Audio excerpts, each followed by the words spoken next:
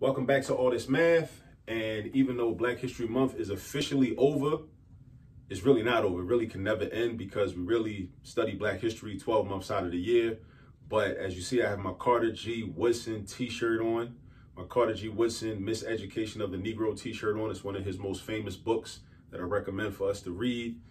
And he started Negro History Week in 1926, which later became recognized as Black History Month in 1975. So make sure that we're aware of that and make sure that we are studying our history on an ongoing basis.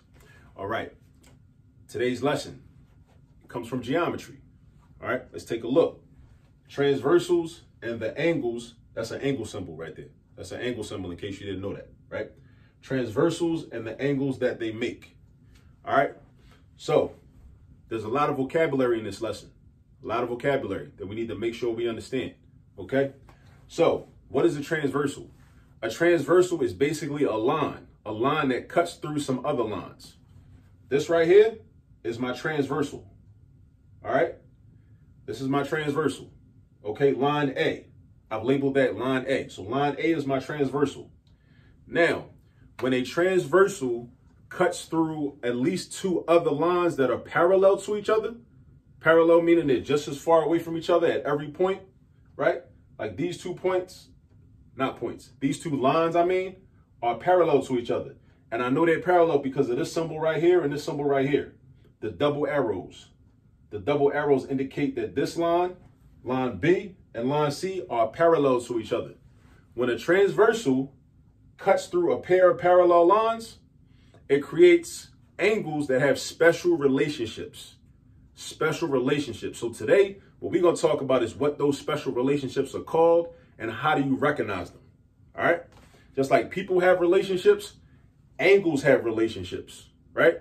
We got alternate interior angles. That's a special relationship between angles that we're going to talk about. We got alternate exterior angles. That's a special relationship that we're going to talk about. We got vertical angles. That's a special relationship that we're going to talk about. And we even got corresponding angles. That's another special relationship that we're going to talk about. There's some other relationships that we're not going to get into. That'll be the subject of another video. But for today, we're going to start out with those four relationships that occur when we have a transversal, which is just any line, right? A transversal is any line that cuts through a pair of parallel lines. All right. Now, first, let's talk about corresponding angles. I'm going to list all my corresponding angles on the board up here. I'm going to list my alternate interiors over here, my alternate exteriors over here, and my vertical angles over here. And I'm going to explain to you what that means. So check this out. I've been doing this for so many years, the angles just jump out at me. But I'm going to explain to you how I know that a certain pair of angles is corresponding as an example. So I'm looking at this and I know that angle 4 and angle 6, this is angle 6, the space in between these two line segments. And this is angle 4 between these two line segments. Those are corresponding angles. So we say angle 4 and angle 6. Now, how do I know that, right? How do I know that? Because you need to know how to recognize that. This is how you tell if angles are corresponding. Take a look at the transversal. If the angles are on the same side of the transversal, notice how the 4 is on the right side, the 6 is on the right side, right? And they're both in the same position relative to the parallel line it's close to, then they're corresponding. Now, what does that mean? Let me break that down better. They both on the right side of the transversal, but this 4 is underneath of this parallel line. This 6 is also underneath of this parallel line. So they both to the right and they both underneath. They both to the right and they both underneath. I'll say it again. They both to the right and they both underneath. The 6 is underneath for that one. The 4 is underneath for that one. So they're corresponding. Here go another example, another pair of corresponding angles. Angle 1 and angle 2. Angle 1 and angle 2. How do I know that? Because angle 1 and angle 2, they both to the right, and they're both not below, but they both above the parallel lines. The 1 is above this line, line C, and the 2 is above this line, line B. So they got the same relationship. They both to the right and they both above. they both to the right, and they both above. So 1 is above C and 2 is above B. So that's why those are corresponding. Now, you probably notice, if you catch on to what I'm explaining, you probably notice that there's some other corresponding angle pairs too. Like, for example, angle 5 and angle 7.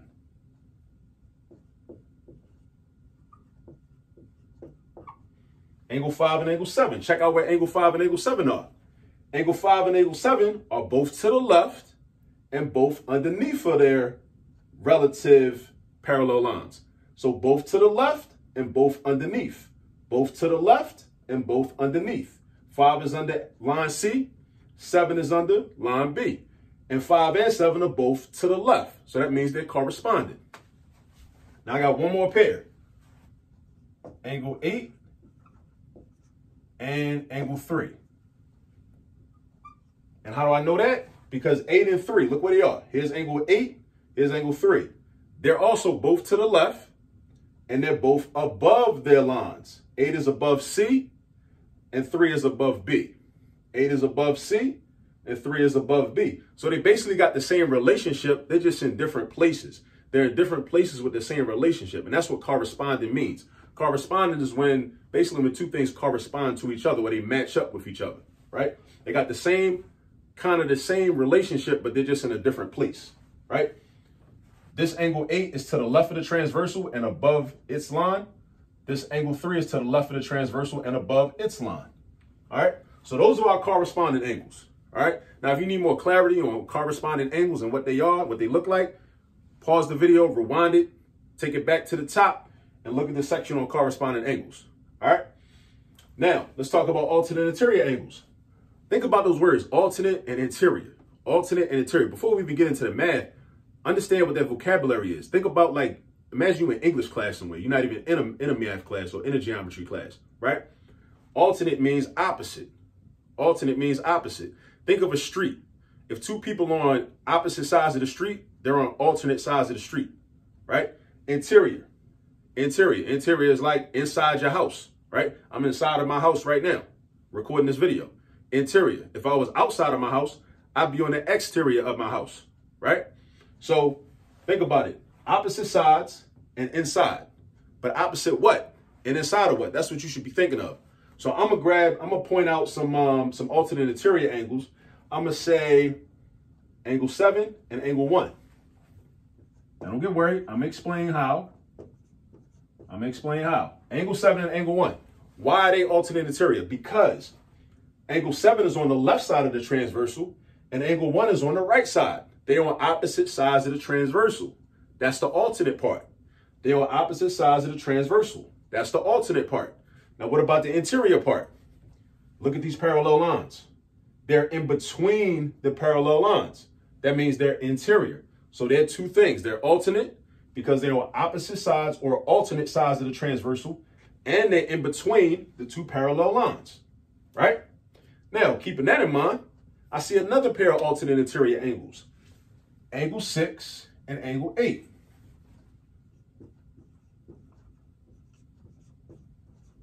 Angle 6 and angle 8, because look where they at. Angle 6 is on the right side of the transversal. Angle 8 is on the left side of the transversal. That's the alternate part. That's the alternate part, or the opposite part.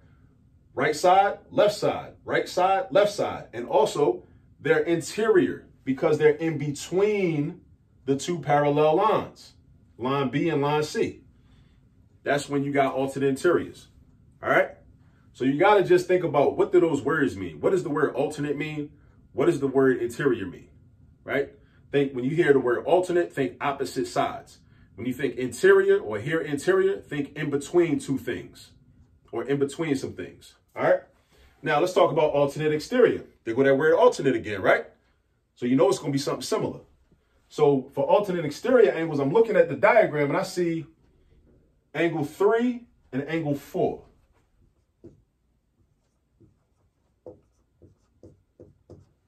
Angle 3 and angle 4. Now let me explain why.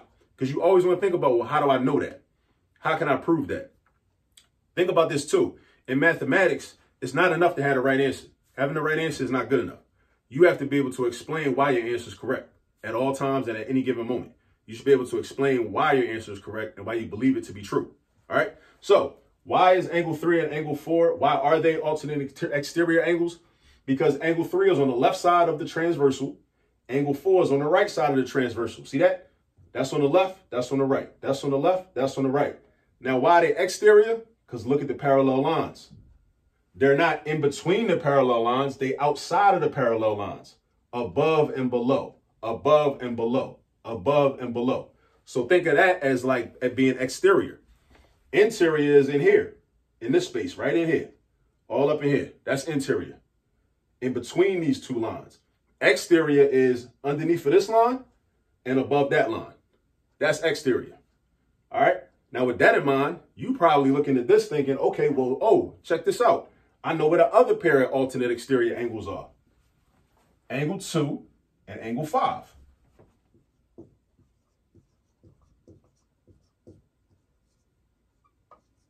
Angle 2 and angle 5. And how do I know that? Because angle 2 is on the right side of the transversal. Angle 5 is on the left side of the transversal. Right? So that's the alternate part. That's the alternate part. And they're also exterior because angle 5 is below this line and angle 2 is above that line. So we got above and we got below. Exterior, they outside. Think exterior, outside, not in between. All right. So now we did corresponding angles. We did alternate interior angles and we did alternate exterior angles. The last type of angle we're going to talk about are vertical angles. Vertical angles. Now, we think of vertical angles. Think of angles that are created when two lines come together, or two line segments, or two lines come together, or two rays, and form an X. An X, similar to Malcolm X, a very great ancestor of ours, right? Similar to Malcolm X. Think when you form an X, think vertical angles. So I'm going to point out some vertical angles, and then I'm going to explain to you what makes them vertical. So one pair of vertical angles is angle 3 and angle 6. See, these lines come together and form an X. The angles that are across from each other are the vertical angles. Not the angles that are next to each other. Not the angles that are next to each other.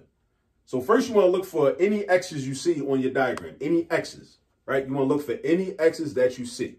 Any X's that you see, right? Even if they look like a plus sign, you might want to like turn the paper a little bit to reorient yourself, right? So any X's that you see, right? You got angle 3 and you got angle 6. Angle 3 and angle 6. They're across from each other, right?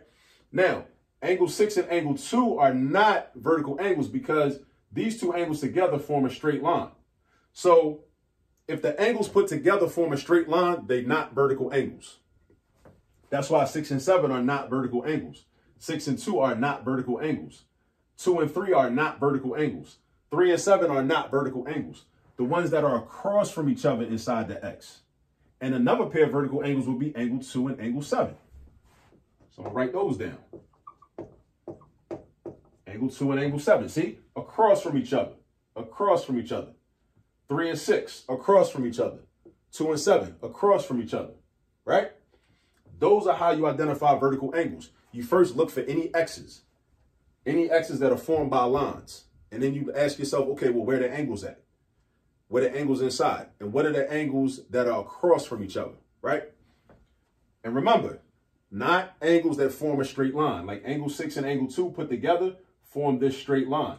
So that means those are not vertical angles. They're not vertical angles. Angle 6 and angle 7 form this straight line. Line B. They are not vertical angles. 7 and 3 form this straight line. They are not vertical angles. 3 and 2 form a straight line. They are also not vertical angles. All right. Now let's look down here because I see an X down here too. Right. I see an X down here too.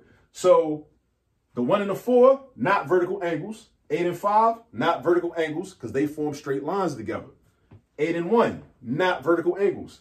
5 and 4, not vertical angles. But look at the angles that are across from each other. Angle 8, angle 4. Angle 8 and angle 4. What about angle 1 and angle 5?